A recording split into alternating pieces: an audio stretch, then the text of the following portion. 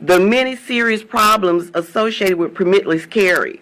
It's also the amount of untraceable guns known as ghost guns that also flooding our streets and being used to commit horrific crimes. The truth is that study after study shows that common sense gun laws do make a difference, a real difference. States with the most restrictive gun policies had a 20% lower firearm mortality rate compared with states with the most passive, permissive laws, suggesting that comprehensive policy approaches may be more effective than the individual policy in curbing gun violence. This is why we're asking our colleagues to put policies aside and to help us, again, to help us work on a comprehensive approach to this crisis. I say it's a crisis because for more than 3 years, gun violence is the leading cause of death for our Alabama children. This must stop, and it must stop now. Alabama children deserve better than this, y'all. So, we're not looking to take anyone's guns away, but we are asking for common sense gun laws that will keep our children and our community safe. Again, I want to express my deepest sympathy for everyone who has been impacted by this tragic and horrible event. But that is why we are here today, to demand changes in our gun laws, because no children should ever have to be afraid of getting shot at school. Thank you, and I'd like to turn this back over to Representative Warren for some final thoughts. Representative Warren. As Democrats, we've seen this as a problem in the state of Alabama. We've worked hard to try to get bills passed to remedy the situation. And right now I'm going to pause and allow Representative Insler to talk about his work he has done on it. Thank you, Representative Warren. And I want to just echo my colleagues. My condolences and deepest sympathies go out to Mr. Johnson and his family and all who were injured. I cannot imagine the trauma and pain that so many are going through and so many students. Look, we know that laws are not going to stop every act of gun violence, but we know that we were elected to take action. So we are advocating, as my colleagues have said, for laws that can make a difference and can save some lives. As was mentioned, the Glock switches are incredibly dangerous. Once someone pulls the trigger on a gun that has one of those, the bullets can spray in every which direction. Even in the affidavit, Mr. Myrick said that he didn't aim at anyone, but we know that the bullets sprayed in multiple directions, which creates so much chaos and havoc and can injure anybody that's nearby. We also know that conflict resolution is something that can make a difference with our young people. That's why last year in the budget we received funding for Montgomery Public Schools and public schools in the Birmingham area to have that in their schools. So working with our young people, teaching them at a young age, trying to de-escalate is something that we certainly are going to continue to advocate for as well. But again, as was said, this is not a Democrat or Republican issue. It's a human issue. So let's continue to find common ground. Let's continue to work together. This is a public safety matter, and everybody can and should rally behind that. Thank you.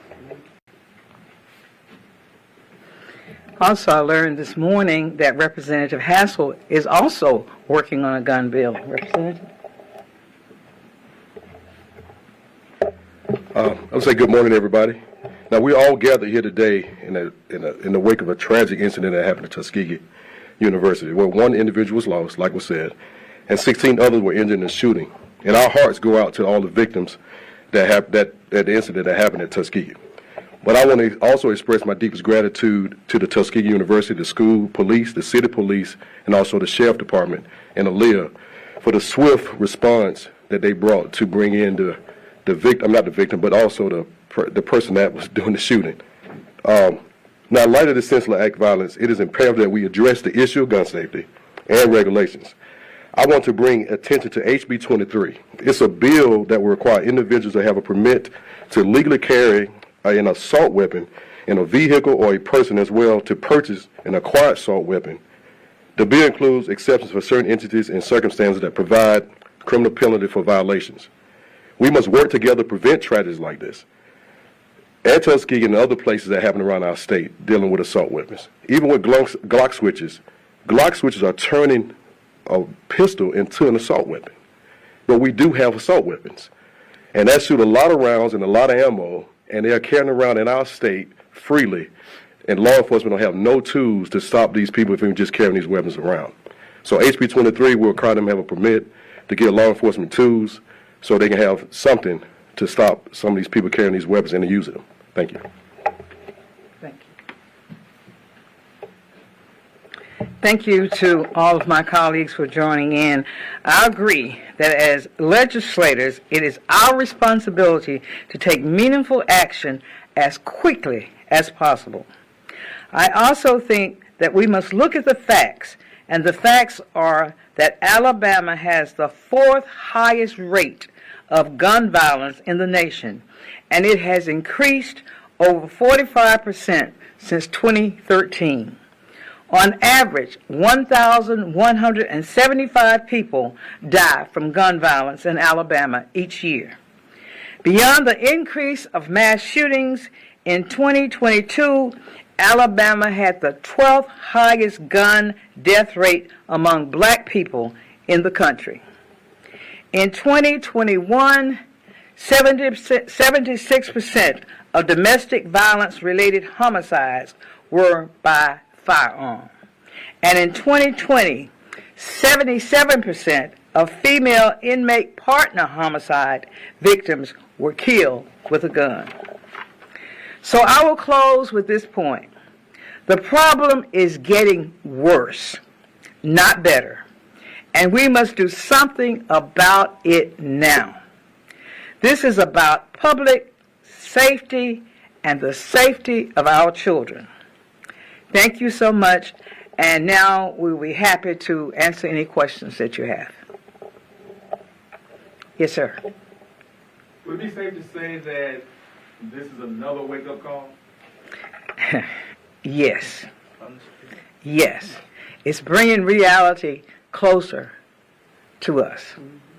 It's not going to end. And my prayer daily is that we will not have a school disaster in this state.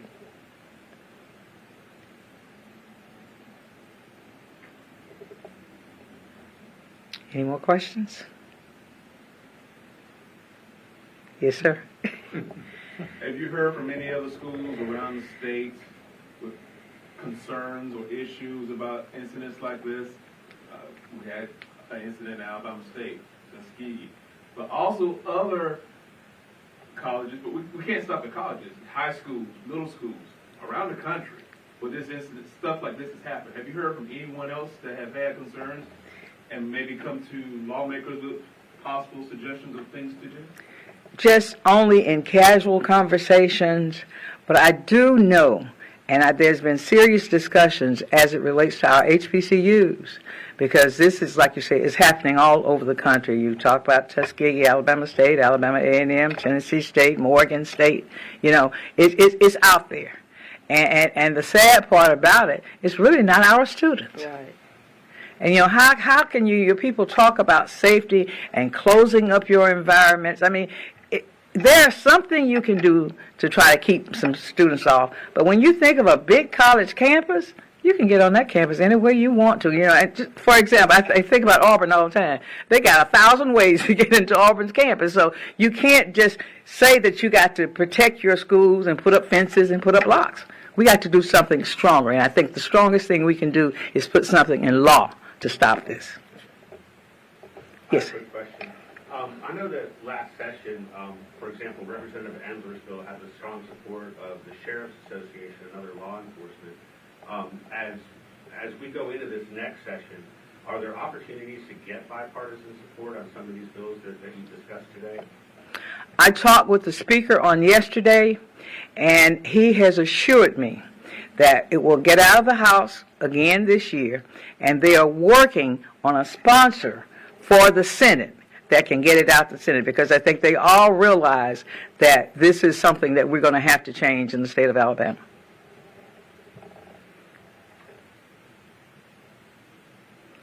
If there are no other questions, thank you so very much. I thank my colleagues.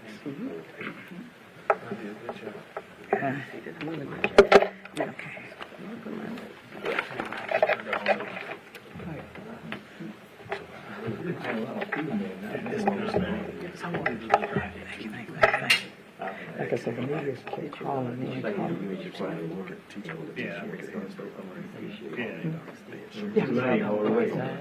We're talking to him all the time, and I told him, I said, what it was.